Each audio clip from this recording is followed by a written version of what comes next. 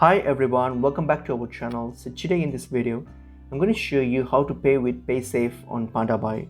So let's get into the video. So open up Pandabuy, and if you have an account, log into your account.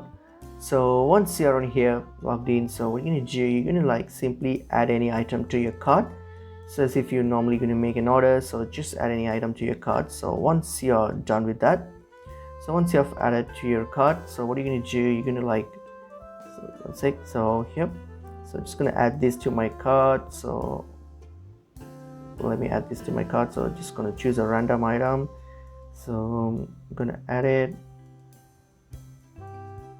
All right, add to cart, and then I'm just gonna choose the color. All right, okay, add to cart. All right, so when I get to this my cart here, so if I log into my checkout, so I'm going to check out now.